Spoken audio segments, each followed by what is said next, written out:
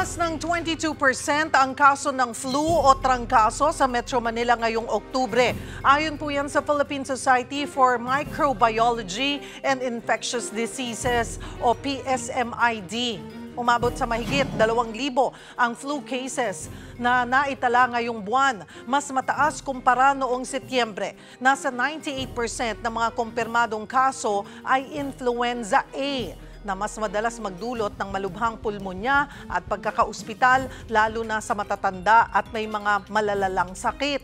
Ang surveillance data ay mula sa 5 tertiary hospitals, kabilang ang Makati Medical Center, The Medical City, Chinese General Hospital, Philippine General Hospital at St. Luke's Medical Center, Global City.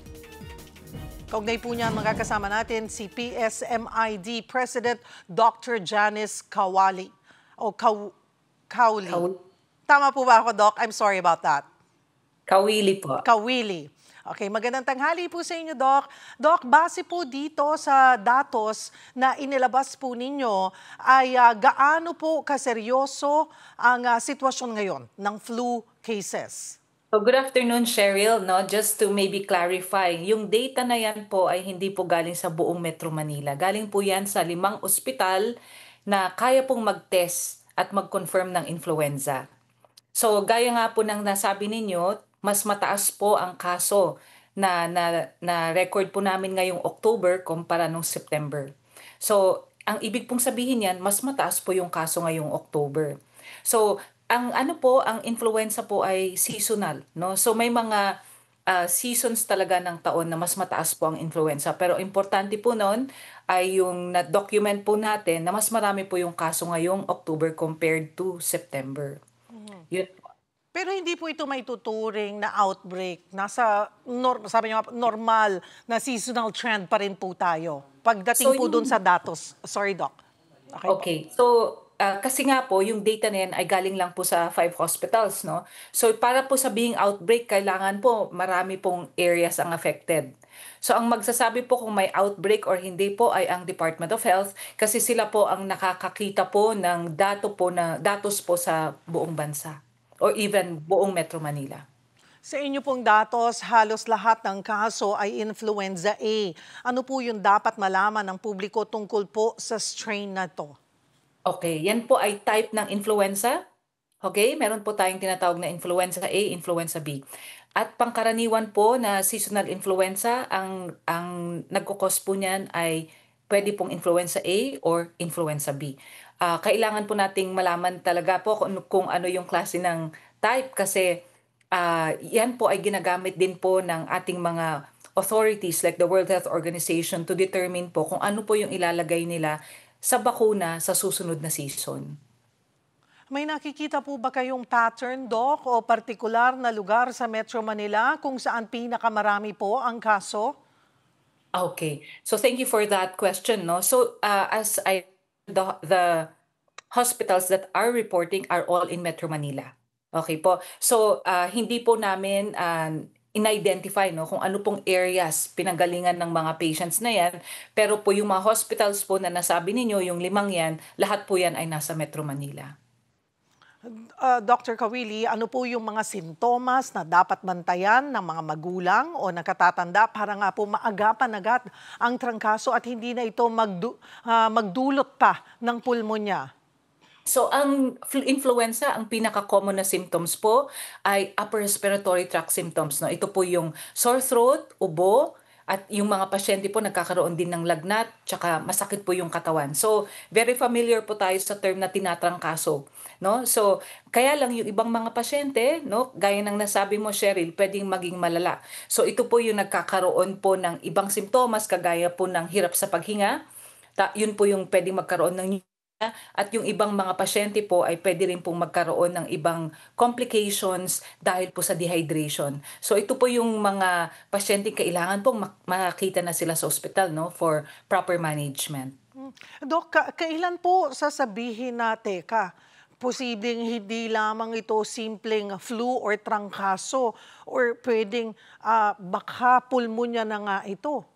Yes, so ang pinaka-common na symptoms po dyan, no, yung lagnat na hindi nawawala, nahihirapan po silang huminga, yung na lumalala, Tapos po yung walang ganang kumain at walang lakas, walang sigla, no? Lalo na sa mga bata, pag hindi naman sila nakapagsabi kung ano yung pakiramdam nila, no? Walang ganang kumain, walang sigla. Yun po ang mga simptomas na pwedeng mas malala na po yung influenza. Karamihan po sa atin ay pag may ganyan, masamang pakiramdam, nananakit ng kaunti, ang sasabihin ay ordinaryong trangkaso lang ito or pahinga lang ito. Kailan Yes. po kailangan maging or mag-alarmed ang isang individual or pamilya na ay kailangan na ito, dalhin sa ospital, wag nang patagalin pa.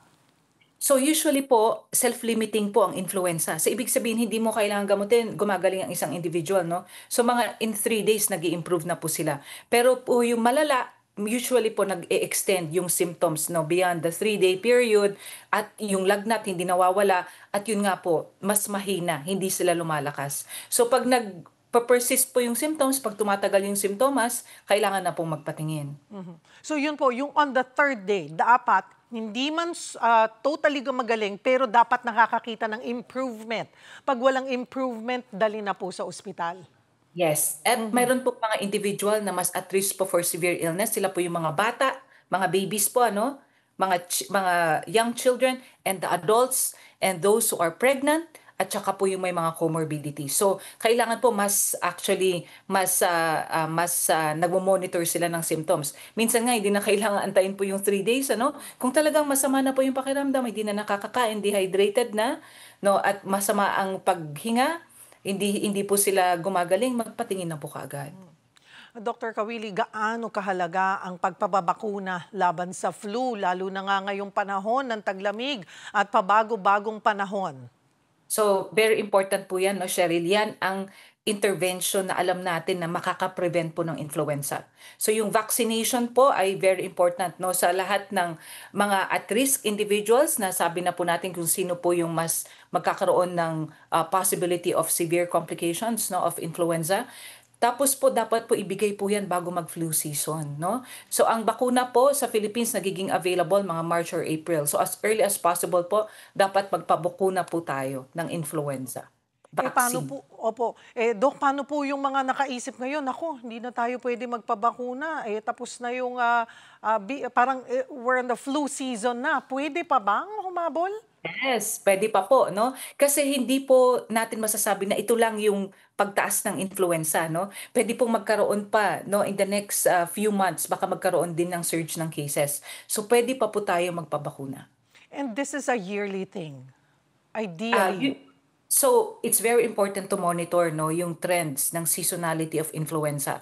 Kaya napaka-importante po ng surveillance, no? So, doon po natin makikita kung saan po, anong months po tayo nagkakaroon ng increased cases of influenza. So, sa Philippines po, ang influenza cases tumataas po pag pasukan. Kasi yun na rin po yung tag-ulan. And then pagpalamig na po ang panahon, no? So, usually po we advise really that vaccination should be done as early as as soon as the vaccines are available in the country and before the school opening. Kasi pag tag-ulan po yung mga tao usually nagstay lang sila indoors, no? So crowding actually increases the risk for transmission of influenza. Ano po ang ating paalala sa publiko pagdating po sa tamang hygiene at mask wearing, lalo na po sa matataong lugar, Doc?